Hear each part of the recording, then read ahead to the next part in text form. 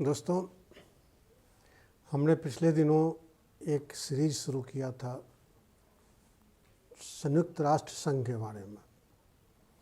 हमने उस पर 3 वीडियो बनाए थे, तीन बनाए थे और उसमें संयुक्त राष्ट्र संघ का जो गठन हुआ, उन परिस्थितियों पे, संयुक्त राष्ट्र संघ के फंक्शंस पे, उसके चार्टर पे, उसके उद्देश्यों पे, और फिर हमने बताया था कि इसकी सदस्यता कैसे ली जाती है, उसके जो डिफरेंट ऑर्गन्स हैं वो काम किस तरह से करते हैं।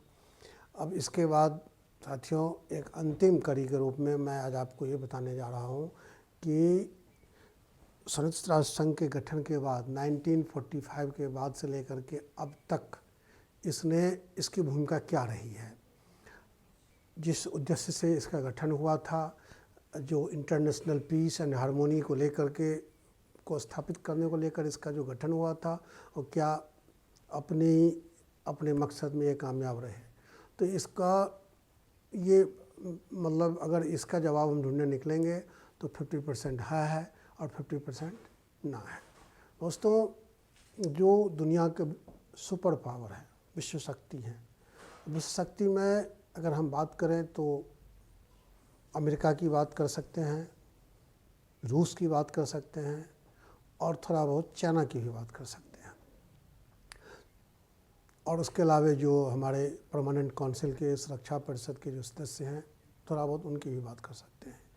दोस्तों, जहाँ पे इन लोगों का हित टकराता है, खासकर अमेरिका का हित टकराता है, खासकर रसिया का हित टकराता है, खासकर चीन का हित टकराता है, तो संयुक्त राष्ट्र संघ एक भीगी बिल्ली की तरह केवल बयान जारी करने तक ही, उसकी भूमिका बयान जारी करने तक ही सीमित रह जाती है। हालिया घटना कोरोना को लेकर के है। कोरोना में जैसे अमेरिका वगैरह ने आरोप लगाए चीन पे कि उसने कोरोना को जन्म दिया है, उसमें संयुक्त राष्ट्र संघ की भूमिका सिर्फ और सिर्फ देखने वालों की रह गई। इसी तरह से उससे पहले कई सारे बातें हुई कि अब देखिए, गठन के बाद ही 1945 में जब द्वितीय विश्व समाप्त हो गया और फिर संयुक्त राष्ट्र का संघ का गठन हुआ, उसके बाद ही दुनिया 2 गुटों में बट गया। एक का नेतृत्व अमेरिका और एक का नेतृत्व रूस। अब क्या हुआ, संयुक्त राष्ट्र संघ में जब मेंबरशिप की बात आई, पहले तो कहा गया कि सभी राष्ट्रों को मेंबर बनना है। अब क्या हुआ, तो जिन राष्ट्रों ने, मान लो कोई अमेरिका की तरफ से आ रहा है, अमेरिका किसी की विचारधारा अमेरिका की विचारधारा से मिलती है, अमेरिका का सपोर्टिंग कंट्री है, तो उसको जब महासभा में, संयुक्त राष्ट्र महासभा में जब उसको मेंबरशिप देने की बात आई तो रूस ने डंगा लगा दिया। इसी तरह से कोई कंट्री रूस का समर्थक है, वो अगर जाना चाहा संयुक्त राष्ट्र महासभा में तो उसको अमेरिका ने रोक दिया, क्योंकि ये था कि परमानेंट मेंबर जो हैं वही रिकमेंड करेंगे, और अगर किसी ने वीटो लगा दिया तो उसकी मेंबरशिप नहीं होगी। तो लंबे समय तक संयुक्त राष्ट्र संघ में सदस्यता ही कम रही, क्योंकि किसी को रूस रोक देता था और किसी को ये अमेरिका रोक देता था। तो साथियों, अगर हम इन दोनों की देशों को छोड़ कर देखें, या हम सामरिक लिहाज से थोड़ा सा साइड हो जाएं, तो बाकी अगर सामाजिक दृष्टि से देखें तो संयुक्त राष्ट्र संघ ने अपने आप को दुनिया की ज़रूरत बना दिया है। अकाल से लड़ने की बात हो, महामारी से लड़ने की बात हो, भूखमरी से लड़ने की बात हो, दुनिया में मेडिकल जैसे कोई वैक्सीनेशन की बात हो, विभिन्न तरह के पोलियो का वैक्सीनेशन हुआ, अभी कोरोना का वैक्सीनेशन चल रहा है, तो संयुक्त राष्ट्र संघ आज भी ये सुनिश्चित कर रहा है कि कोरोना का वैक्सीन उन गरीब देशों तक भी पहुँचे जो अपने संसाधनों से इसको नहीं खरीद सकते।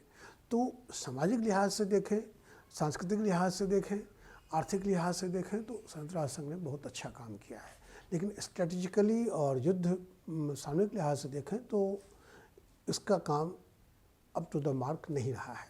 शुरुआती दिनों में सबसे पहले संयुक्त राष्ट्र संघ में जो मामला आया था 1946 में आया था, वो ईरान ने उठाया था कि रूस ने उस पर अपनी सेना भेज दिया है और रूस ने उसको जो है उसके प्रांत को हथियाना चाहता है, अजरबैजान को। और फिर संयुक्त राष्ट्र संघ का प्रेशर पड़ा तो रूस ने अपनी सेना हटा ली। ये पहली सफलता थी, 1946 की बात है। रूस ने ईरान से कि अजरबैजान प्रांत से अपनी सेना हटा ली थी।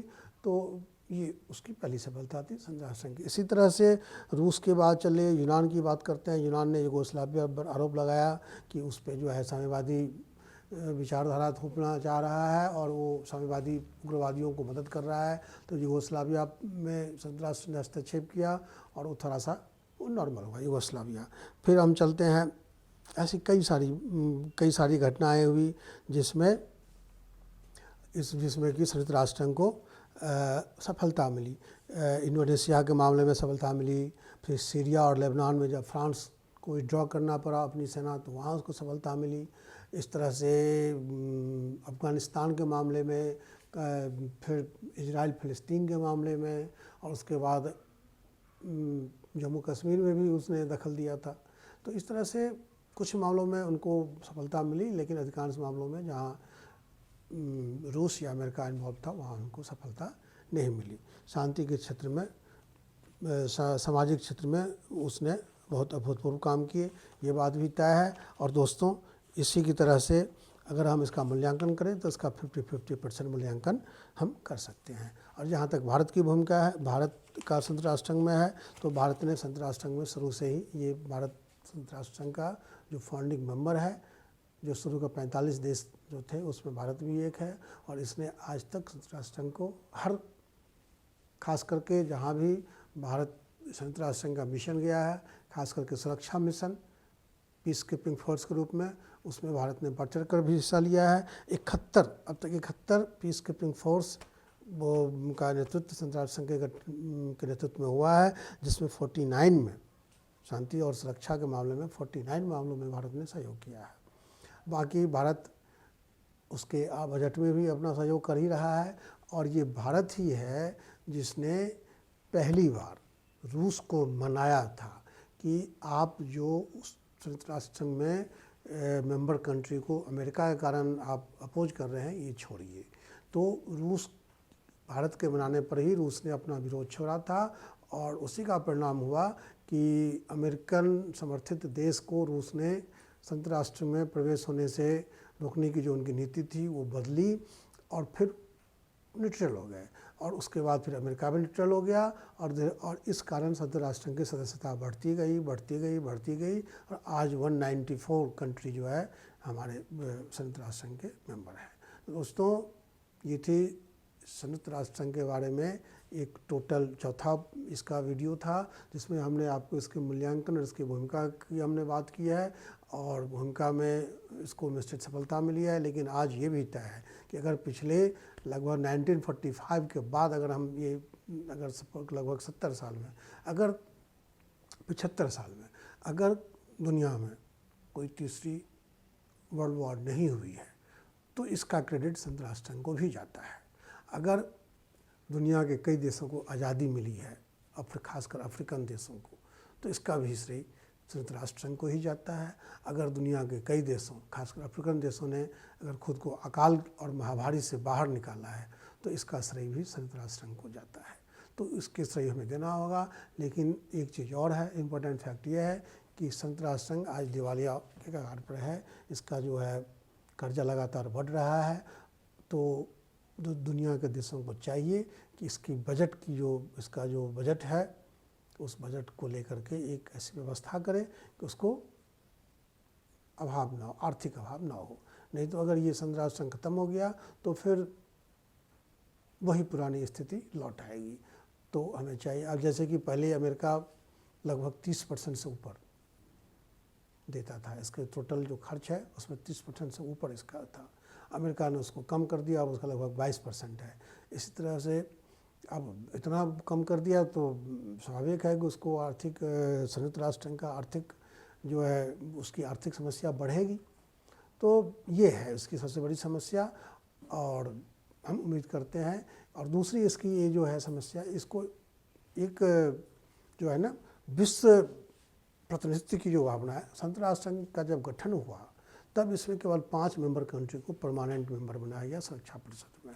आज दुनिया कितना आगे बढ़ चुकी है, कितने देश जो है परमाणु शक्ति संपन्न हो चुके हैं, और आज भी वही 5 देश जो हैं इसके परमानेंट मेंबर हैं। जबकि भारत, ब्राज़ील, और ये जर्मनी और जापान, ये 4 कंट्री हर लिहाज से इतनी क्षमता रखते हैं कि उसका मेंबर बन सकें। और इन्होंने एक ग्रुप भी बनाया है, ग्रुप 4, जो संयुक्त राष्ट्र संघ में परमानेंट मेंबरशिप के लिए जो हमेशा कई सालों से प्रयास कर रहे हैं ये चारों देश। तो संयुक्त राष्ट्र संघ के महासचिव को और इसके परमानेंट मेंबर को ये सोचना चाहिए कि इन चारों देश को तत्काल इसकी सुरक्षा परिषद की सदस्यता दी जाए, ताकि इसको और ज़्यादा जो है डेमोक्रेटिक बनाया जा सके और पूरे विश्व का ये प्रतिनिधित्व कर सके। दोस्तों, संयुक्त राष्ट्र से संबंधित इस वीडियो को, इस सीरीज को हम यही ख़त्म करते हैं। उम्मीद है कि आपके लिए कुछ ये लाभदायक साबित हुआ होगा। अगर ऐसा है तो आप इसको, हमारे चैनल को ज़रूर सब्सक्राइब करें, लाइक करें और शेयर करें। धन्यवाद।